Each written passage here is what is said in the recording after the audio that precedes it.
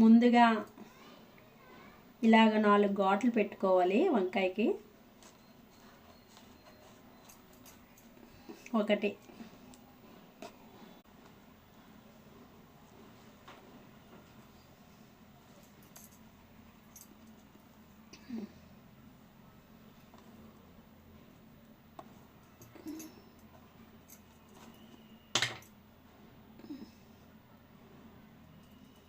ఇలా 4 వైపులు 4 వెల్లుల్లి రబ్బులు ఇలా పెట్టాలి.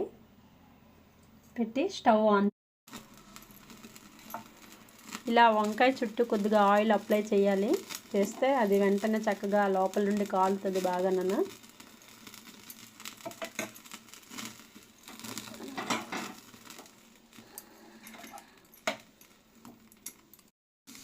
ఇలాగ వంకాయ అంతా నూనె రాసిన తర్వాత కొద్దిగా లోపలంతా ఉడికేలాగా బాగా కాల్చుకోవాలి. సండే స్పెషల్ మాకు ఇదే, ఫ్రెష్ వంకాయ. ఇలా ఆనియన్స్ కట్ చేసుకొని, పచ్చిమిర్చి కూడా కట్ చేసుకొని, కరివేపాకు కూడా ఒక పక్కన పెట్టుకోవాలి.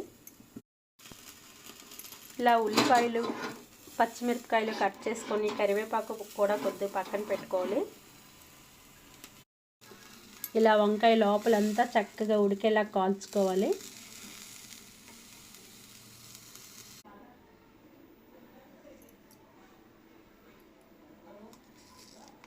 ఇలా పోపులో కొంచెం ఆవాలు, పచ్చిశనగపప్పు, అలాగే 2 ఎండుమిరపకాయలు దోరగా వేయించుకోవాలి. మిరపకాయలు బాగా వేయించుకోవాలి. తర్వాత చిటికెడు పసుపు,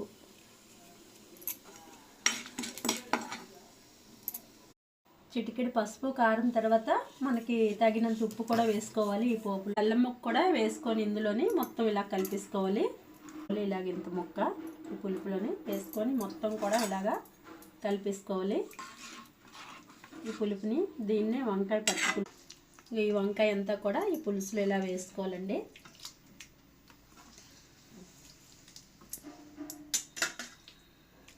చూసారు కదండి, వంకాయ పచ్చి పులుసు రెడీ అయిపోయింది.